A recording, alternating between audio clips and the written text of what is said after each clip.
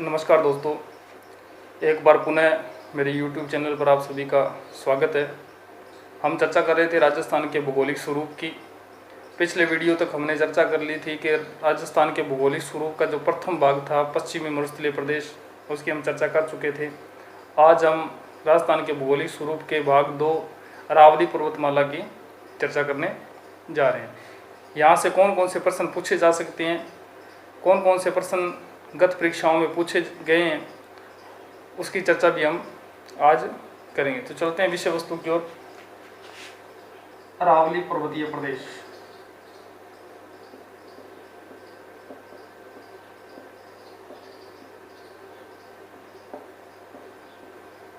सबसे पहले तो ये कि किसी भी भौतिक स्वरूप या किसी भी विषय की चर्चा करने से पहले उससे संबंधित विषय वस्तु की जानकारी ये आवश्यक है कि उनसे किस संबंध में प्रश्न पूछे जा सकते हैं। तो अरावली पर्वतमाला को लेकर किस संदर्भ में प्रश्न पूछे जा सकते हैं, उसमें सबसे पहला है उत्पत्ति को लेकर कि अरावली पर्वतमाला की उत्पत्ति कब और कैसे हुई। तो हम इसकी चर्चा करते हैं कि अरावली पर्वतमाला की उत्पत्ति कैसी हुई। प्राचीन समय में प्री कैम्ब्रियन काल या युग में धारवाड़ कर्म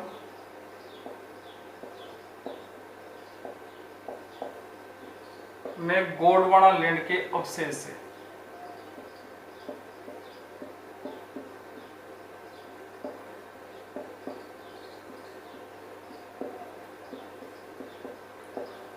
यानी कि प्री कैम्ब्रियन काल में धारवाड़ कर्म में गोंडवाना लैंड के अवशेष से। गोंडवाना लैंड विश्व का प्राचीनतम भूखंड है। हम बात करते हैं कि प्री कैम्ब्रियन युग। प्री कैम्ब्रियन एक युग आया, इसमें एजोइक महाकल्प, जिसे आद्य महाकल्प के नाम से भी जानते हैं, आद्य महाकल्प में धारवाड़ समूह या धारवाड़ कर्म की चट्टानों का निर्माण हो रहा था। उसी दौरान गोंडवाना लैंड के अवशेष से अरावली पर्वतमाला की उत्पत्ति हुई है। दूसरा, इस विषय से संबंधित प्रश्न पूछा जा सकता है इसके विस्तार को लेकर कि अरावली पर्वतमाला का विस्तार किस प्रकार है और किन किन क्षेत्रों में। यदि हम बात करें अरावली पर्वतमाला के विस्तार की, तो इस संदर्भ में हम 2 तरह से प्रश्न पूछे जा सकते हैं। नंबर 1 कि भारत में इसका विस्तार कहाँ कहाँ है। दूसरा, राजस्थान में इसका विस्तार किन किन क्षेत्रों में और कहाँ से लेकर कहाँ तक है। सबसे पहले हम बात करते हैं भारत में इसके विस्तार की लेकर। तो भारत में अरावली पर्वतमाला का विस्तार खेड़ ब्रह्मा, पालनपुर जो कि गुजरात राज्य में पड़ता है, गुजरात से लेकर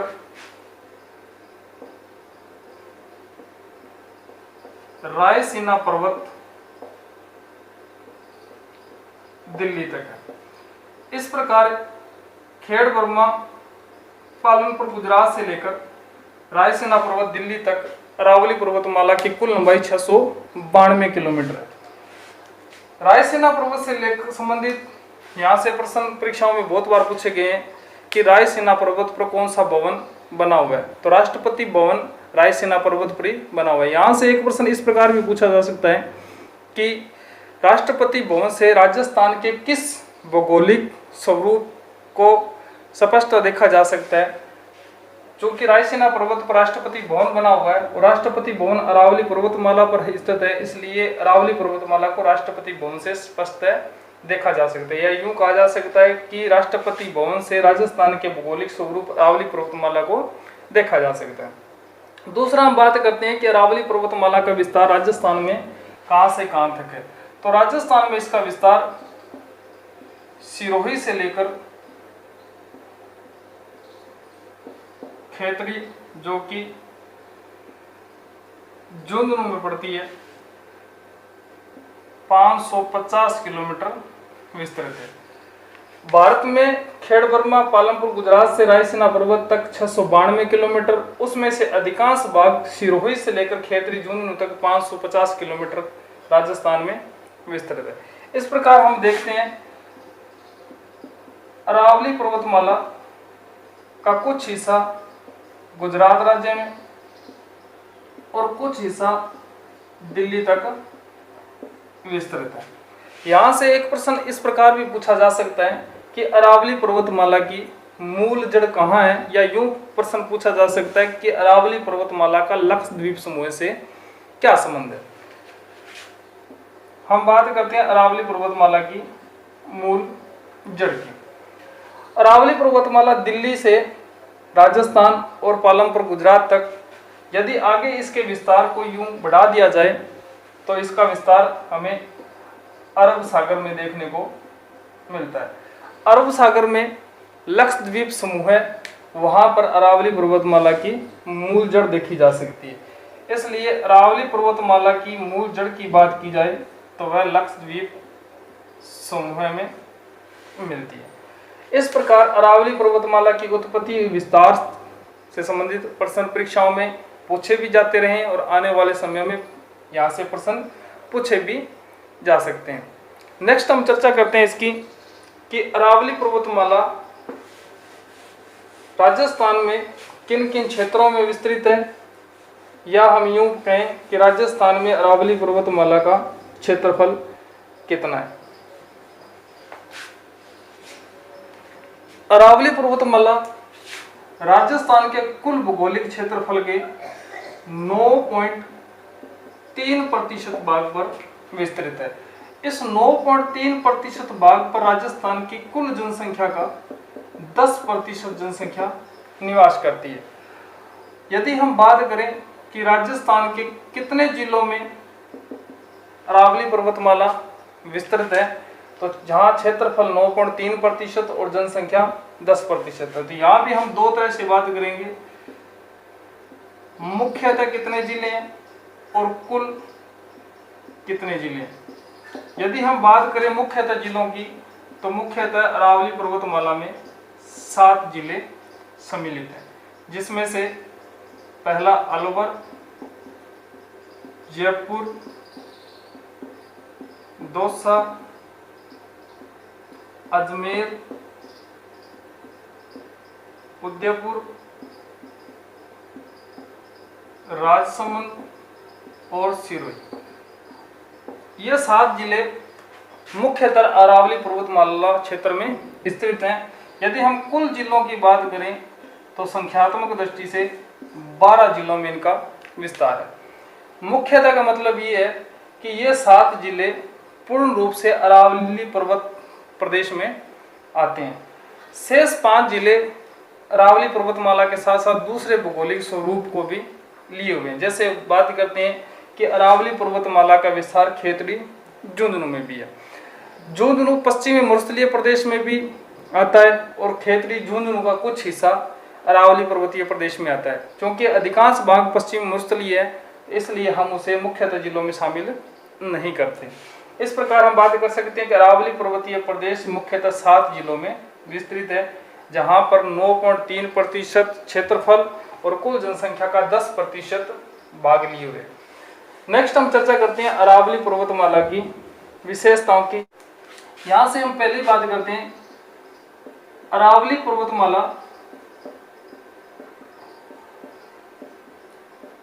विश्व की प्राचीनतम वलित पर्वत श्रृंखला है।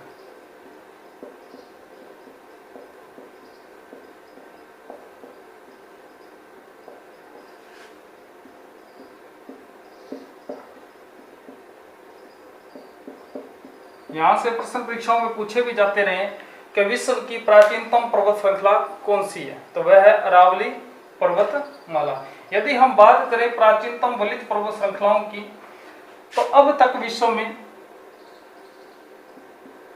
3 बार पर्वतों का निर्माण हो चुका है। 3 बार पर्वतीकरण, यूं कहें कि विश्व में अब तक 3 बार पर्वतीकरण कौन कौन सी हुआ है। पहला प्री कैम्ब्रियन काल में,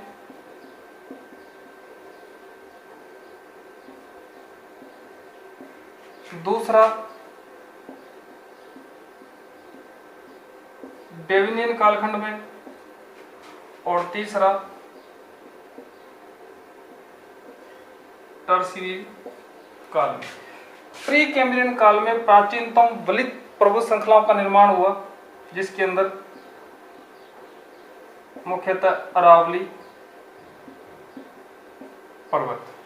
डेविनियन काल में यूराल पर्वत श्रृंखला जो कि यूरोप में पड़ती है, विंध्याचल पर्वत श्रृंखला, सतपुड़ा पर्वत श्रृंखला।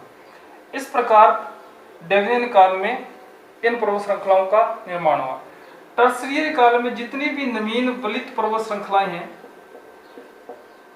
उन सभी का निर्माण टर्शियरी काल में हुआ, जिनके अंदर से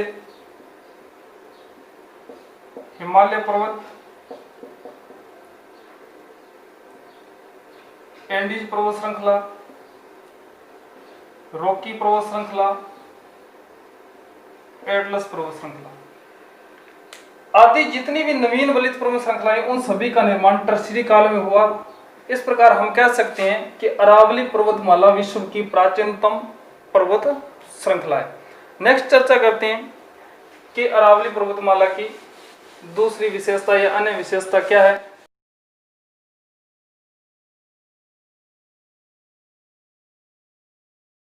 दूसरा है अरावली पर्वतमाला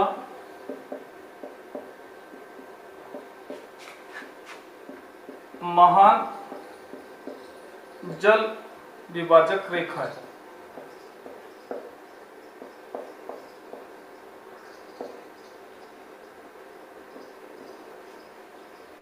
या यूं कहें कि अरावली पर्वतमाला को महान जल विभाजक रेखा कहा जाता है।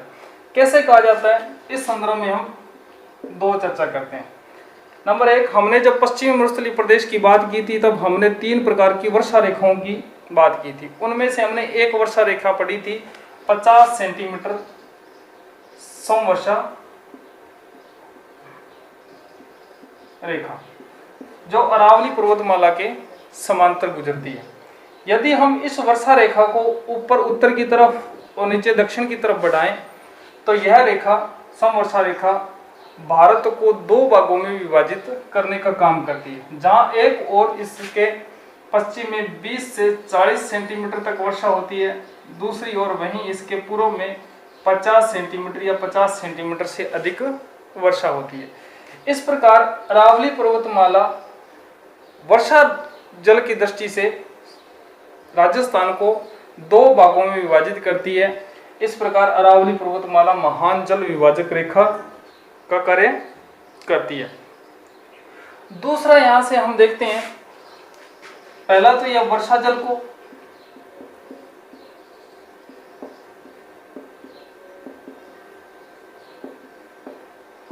दूसरी बात करते हैं नदियों को लेकर कि अरावली पर्वतमाला के पश्चिम और पूर्व में अरावली पर्वतमाला, ये अरावली पर्वतमाला का पश्चिमी भाग और ये अरावली पर्वतमाला का पूर्वी भाग। अरावली पर्वतमाला के पश्चिम में निकलने वाली नदियां अपना जल अरब सागर में प्रवाहित करती है और अरावली पर्वतमाला के पूर्व में निकलने वाली जितनी भी नदियां हैं वो अपना जल बंगाल की खाड़ी में ले जाती हैं। इस प्रकार नदियों का जो जल है वह भी 2 भागों में विभाजित हो जाता है, पश्चिमी भाग अरब सागर की तरफ और पूर्वी भाग की नदियां बंगाल की खाड़ी में।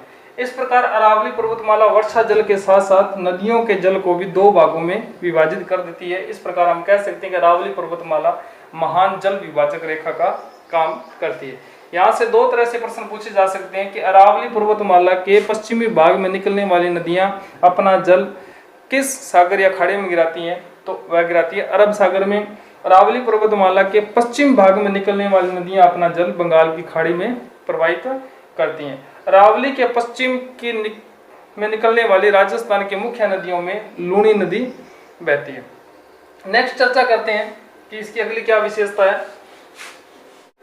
अरावली पर्वतमाला की तीसरी जो विशेषता है कि अरावली पर्वतीय प्रदेश में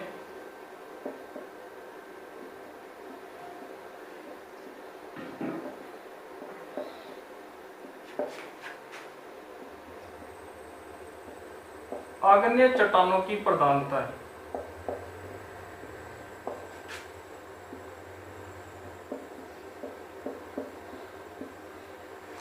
अरावली पर्वतीय प्रदेश में आग्नेय चट्टानों की प्रधानता है।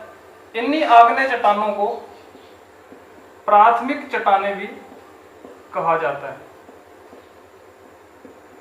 प्राथमिक चट्टानें क्यों कहा जाता है? जब पृथ्वी का निर्माण हुआ, पृथ्वी के निर्माण के बाद सबसे पहले जिन चट्टानों का निर्माण हुआ था वे थी आग्नेय चट्टानें, इसलिए आग्नेय चट्टानों को प्राथमिक चट्टानें कहा जाता है। यदि हम बात करें अरावली पर्वतीय प्रदेश में आग्नेय चट्टानों का कौन सा रूप मिलता है, तो आग्नेय चट्टानें दो प्रकार की होती हैं। एक बाह्य आग्नेय चट्टानें और दूसरी आंतरिक आग्नेय चट्टानें। और आंतरिक आग्नेय चट्टानों का उदाहरण है ग्रेनाइट चट्टानें। तो अरावली पर्वतीय प्रदेश में पाई जाने वाली जो चट्टानें हैं वो आंतरिक चट्टानें, उनमें मुख्य रूप से ग्रेनाइट चट्टानें। इस संदर्भ में हम देखते हैं कि अरावली पर्वतमाला के दक्षिण में सिरोही के आसपास जालोर जिले में ग्रेनाइट चट्टानों की प्रधानता है। इसलिए ग्रेनाइट चट्टानें या ग्रेनाइट पर्वत मिलने के कारण जालोर को ग्रेनाइट सिटी के नाम से भी जाना जाता है। इस प्रकार अरावली पर्वतीय प्रदेश में आग्नेय चट्टानों की प्रधानता है। इन आग्नेय चट्टानों के अंदर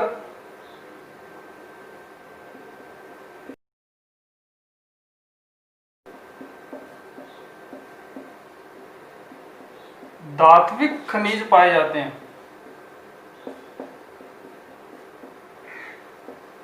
जैसे तांबा, लोहा, सीसा, जस्ता, यूरेनियम, बेरिलियम आदि। इसलिए हम कह सकते हैं कि अरावली पर्वतीय प्रदेश में धात्विक खनिजों की प्रधानता है। इस प्रकार अरावली पर्वतीय प्रदेश के संदर्भ में तीसरा प्रश्न पूछा जा सकता है कि अरावली पर्वतीय प्रदेश में किस प्रकार की चट्टानों की प्रधानता है। तो आग्नेय चट्टानों की। यदि यह पूछा जाए कि धात्विक खनिज किस प्रकार की चट्टानों में पाए जाते हैं, तो आग्नेय चट्टानों में पाए जाते हैं। नेक्स्ट हम चर्चा करते हैं इसकी चौथी विशेषता की कि अरावली पर्वतमाला की चौथी विशेषता कौन सी है। तो वह है पर्वतीय मृदा, जिसे हम लाल मृदा भी कहते हैं। अरावली पर्वतीय प्रदेश में लाल मृदा की प्रधानता है और इस लाल मृदा में मक्का की खेती मुख्यतः की जाती है। इस प्रकार यहां से यह प्रश्न पूछता है कि अरावली की ढाल के अंदर मुख्य रूप से कौन सी खेती की जाती है।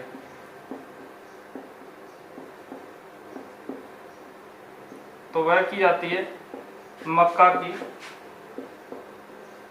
खेती।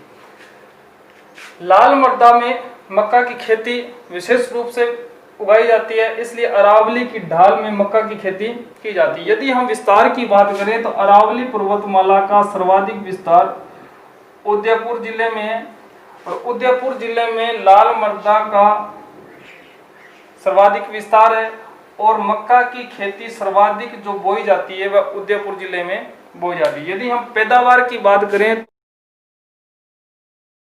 अरावली पर्वतमाला के अंदर विशेष रूप से मक्का की जो खेती है सबसे ज्यादा उदयपुर जिले में बोई जाती है। यह इसकी अरावली पर्वतमाला की चौथी विशेषता है। पांचवी विशेषता यह है कि राजस्थान में पाई जाने वाली जनजातियों का यकी आश्रय स्थली।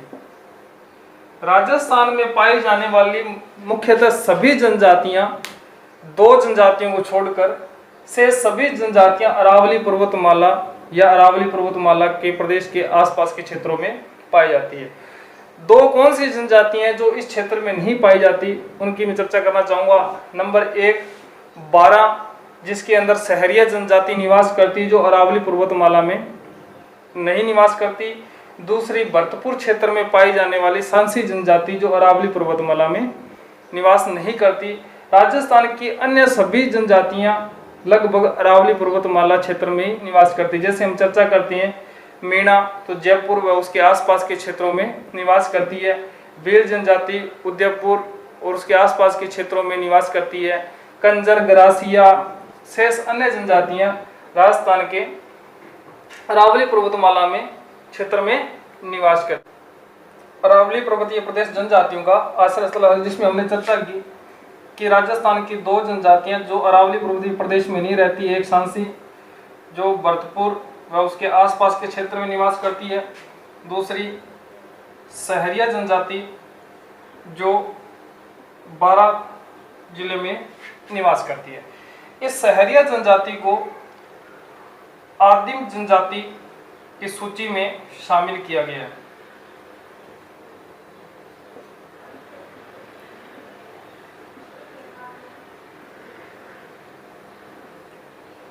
तो राजस्थान की एकमात्र ऐसी जनजाति है सहरिया जिसे आदिम जनजाति की सूची में शामिल किया गया।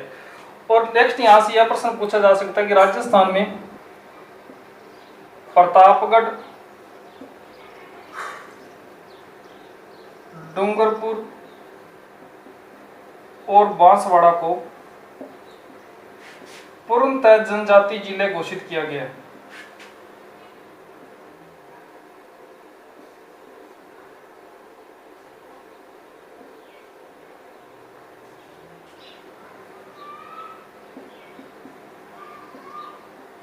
हमने ये चर्चा की कि अरावली पर्वतीय प्रदेश जनजातियों की आश्रय स्थल है। राजस्थान में पाई जाने वाली अधिकांश जनजातियां अरावली पर्वत क्षेत्र में निवास करती है। जैसे हम बात करते हैं मीणा, तो जयपुर उसके आसपास के क्षेत्रों में निवास करती है। यदि हम बात करें भील की, तो यह उदयपुर उसके आसपास के क्षेत्रों में निवास करती है। डामोर जनजाति है जो डूंगरपुर या उसके आसपास के क्षेत्रों में निवास करती है। इसी प्रकार ग्रासीय जनजाति सिरोही में, और राजस्थान की कंजर जनजाति भी अरावली पर्वतीय प्रदेश में निवास करती है। दो जनजातियां ऐसी हैं, सांसी जो भरतपुर में और सहरिया बारां में, ये दोनों जनजातियां अरावली पर्वतीय प्रदेश में निवास नहीं करती।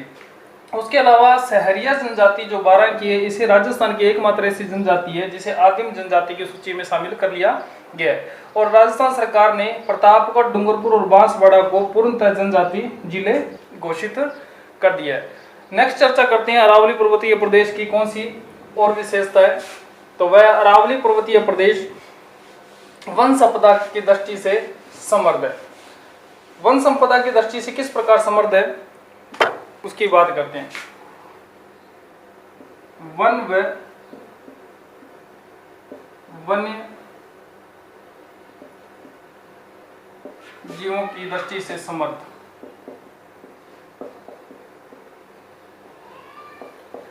अरावली पर्वत प्रदेश वन व वन्य जीवों की दृष्टि से समृद्ध है।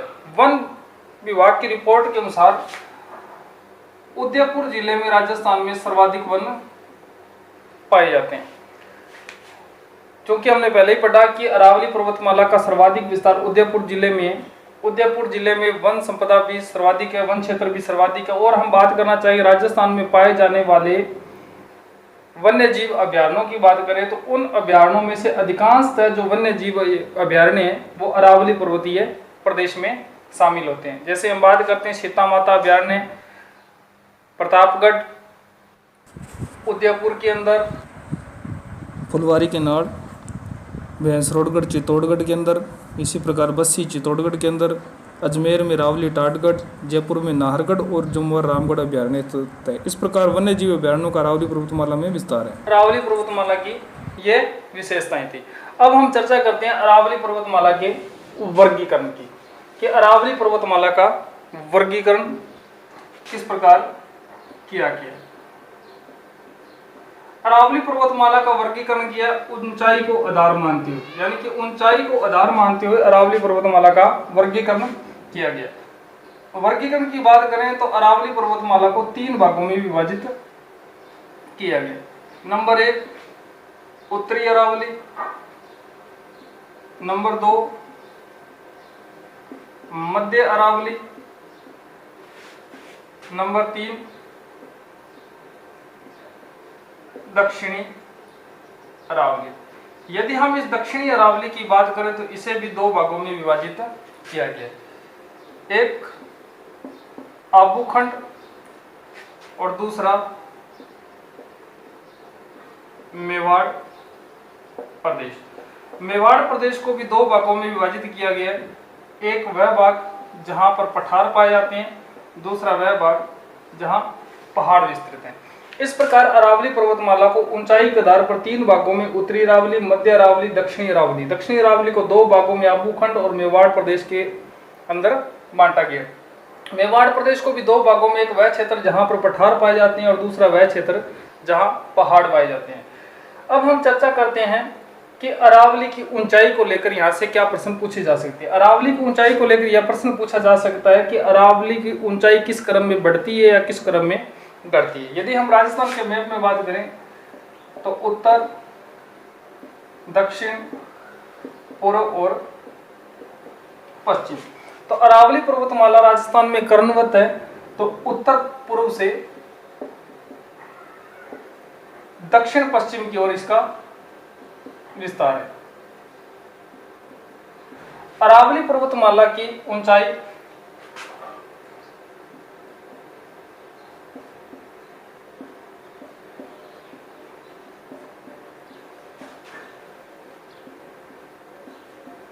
उत्तर पूर्व से दक्षिण पश्चिम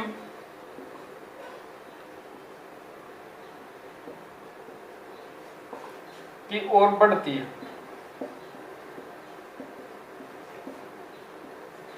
अर्थात उत्तर पूर्व से दक्षिण पश्चिम की ओर जैसे जैसे हम अरावली के क्रम को देखते हैं तो ऊंचाई इस तरफ बढ़ती है।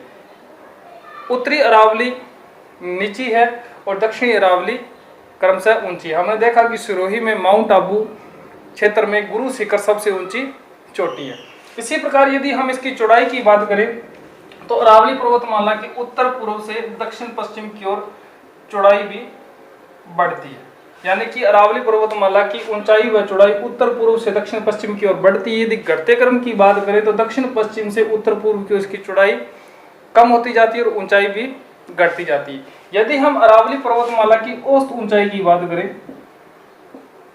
तो अरावली पर्वतमाला की औसत ऊंचाई है 930 मीटर। अब हम चर्चा करते हैं अरावली पर्वतमाला के उत्तरी अरावली की, कि उत्तरी अरावली को लेकर हमसे कौन कौन से प्रश्न पूछे जा सकते हैं और यहाँ से इसकी क्या क्या विशेषताएं हो सकती हैं।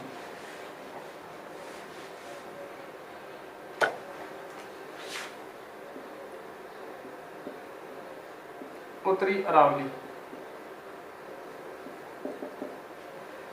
किसी भी प्रदेश के बारे में प्रश्न पूछे कहां से जा सकते हैं। 3 प्रकार के प्रश्न इस प्रदेश से पूछे जा सकते हैं। नंबर 1, इसका विस्तार किस क्षेत्र में है। दूसरा, इस क्षेत्र में कौन कौन सी चोटियां पाई जाती हैं। और तीसरा, इसकी विशेषताएं या दर्रों को लेकर प्रश्न पूछे जा सकते हैं पहाड़ी क्षेत्र से संबंधित। सबसे पहले हम चर्चा करते हैं कि उत्तरी अरावली का विस्तार किन जिलों में। तो उत्तरी अरावली का विस्तार मुख्यतः अलवर, जयपुर और दौसा में। राजस्थान के ये 3 जिले उत्तरी अरावली में सम्मिलित होते हैं। दूसरा प्रश्न यहां से यह पूछा जा सकता है कि इस क्षेत्र में पर्वत चोटियां कौन कौन सी हैं। तो उन पर्वत चोटियों की बात करते हैं। उत्तरी अरावली में मुख्यतः पाई जाने वाली पर्वत चोटियों में सबसे पहले रघुनाथगढ़, जो कि सीकर में, जिसकी ऊंचाई 1055 मीटर है। रघुनाथगढ़ उत्तरी अरावली की सर्वोच्च चोटी है।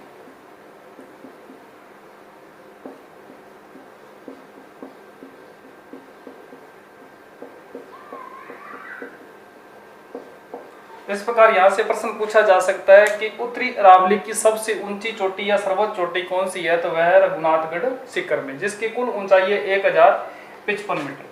दूसरी यहां की जो चोटी है खो, यह पड़ती है जयपुर जिले में, जिसकी ऊंचाई है 920 मीटर।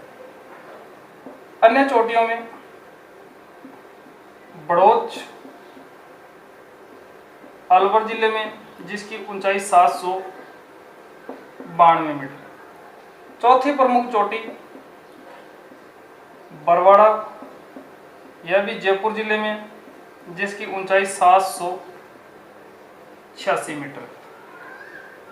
अगली चोटी है बाबाई, इस चोटी को कई बार डिबोई भी कहा जाता है, जो कि झुंझुनू में इसकी ऊंचाई है 780 मीटर। छठी उत्तरी अरावली की चोटी बेराट, जो कि जयपुर में, जिसकी ऊंचाई है 704 मीटर। इस प्रकार उत्तरी अरावली की यह प्रमुख चोटियां हैं, जिसमें रघुनाथगढ़ सिक्कर, जो इसकी ऊंचाई 1055 मीटर, खो जयपुर में 920 मीटर, बड़ौज अलवर में 792 मीटर, बरवाड़ा जयपुर में जिसकी ऊंचाई 786 मीटर, बाबाई झुंझुनू में जिसकी ऊंचाई 780 मीटर और विराट जयपुर में जिसकी ऊंचाई 704 मीटर। उत्तरी अरावली अलवर, जयपुर और दौसा में विस्तृत है, जबकि हमने देखा कि इसका विस्तार राजस्थान के सीकर और झुंझुनू में भी है।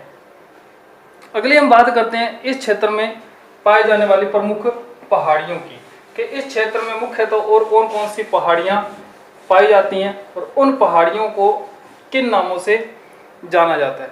तो उन पहाड़ियों में हम सबसे पहले देखते हैं मालखेत की पहाड़ियां।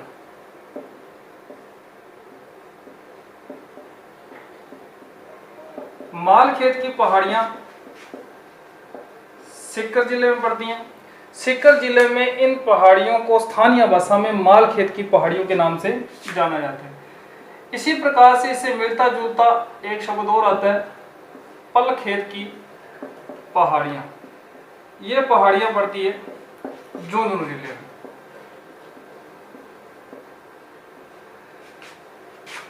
तीसरा इस क्षेत्र की प्रमुख पहाड़ी आती है हर्ष की पहाड़ी, जिसे कई बार हर्षनाथ की पहाड़ी भी कहा जाता है, जो कि सीकर में। इसी हर्ष की पहाड़ी पर जीण माता का मंदिर बना हुआ है, जो कि मधुमक्खियों की देवी के नाम से विख्यात है।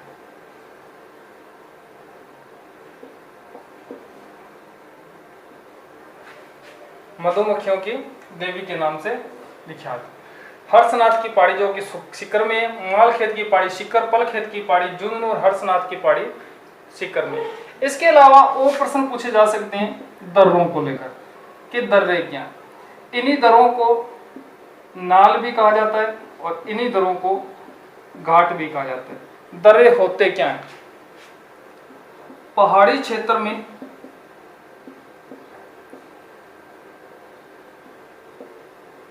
संकड़े या तंग रास्ते, पहाड़ी क्षेत्रों के अंदर संकड़े या जो तंग रास्ते होते हैं उन्हें दर्रे कहा जाता है। दर्रों का ही दूसरा नाम नाल या घाट कहा जाता है। यदि हम बात करें उत्तरी अरावली की, तो उत्तरी अरावली में किसी प्रकार का कोई दर्रा नहीं है।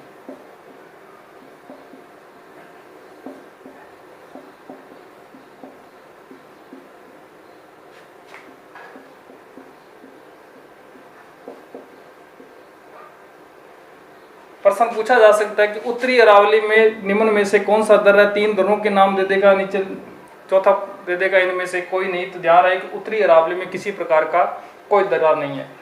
और यहाँ से प्रश्न पूछा जा सकता है कि पठार, कि उत्तरी अरावली में कौन सा पठार पाया जाता है। उत्तरी अरावली में पाया जाने वाला पठार है कांकणवाड़ी का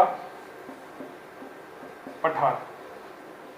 यह पठार अलवर जिले में, इसी पठार के ऊपर अलवर जिले में 2 किले बने हुए हैं, जिनमें से एक है कांकणवाड़ी का दुर्ग और दूसरा यहां पर बना हुआ है भानगढ़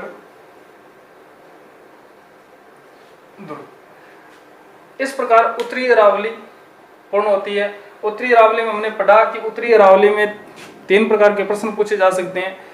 नंबर 1 कि उत्तरी अरावली का विस्तार किन क्षेत्र में या किन जिलों में है, जिसमें हमने देखा कि उत्तरी अरावली का विस्तार जयपुर, अलवर और दौसा में। दूसरा यहाँ से पूछा जा सकता है कि इस क्षेत्र की प्रमुख चोटियाँ कौन कौन सी हैं, तो हमने इनके प्रमुख चोटियों में देखा रघुनाथगढ़ सीकर में, बाबाई झुंझुनू जयपुर में, बड़ौज अलवर में, बरवाड़ा जयपुर में। उसके बाद हमने पढ़ा इस क्षेत्र में पाई जाने वाली पहाड़ियाँ और उनके स्थानीय क्षेत्रों में क्या क्या नाम है। उसके बाद हमने पढ़ा दर्रे कि इस क्षेत्र में कौन से दर्रे पाए जाते हैं, तो हमने देखा कि उत्तरी अरावली के अंदर किसी प्रकार का कोई दर्रा नहीं है। उसके बाद इस क्षेत्र में उत्तरी अरावली में पाई जाने वाला एक पठार कांकणवाड़ी का पठार, जिस पर राजस्थान के 2 किले बने हुए हैं। कांकणवाड़ी का पठार उत्तरी अरावली के अलवर जिले में स्थित है। इसी पठार के ऊपर 2 किले बने हुए हैं, कांकनवाड़ी का दुर्ग और भानगढ़ का दुर्ग। आज की वीडियो में सिर्फ इतना ही। अगली मध्य अरावली और दक्षिणी अरावली की चर्चा हम अगली वीडियो में करेंगे। यदि ये वीडियो आपको पसंद आया हो तो लाइक कीजिए, शेयर कीजिए और चैनल को सब्सक्राइब करना ना भूलें। अगले वीडियो में मिलते हैं, तब तक के लिए नमस्कार।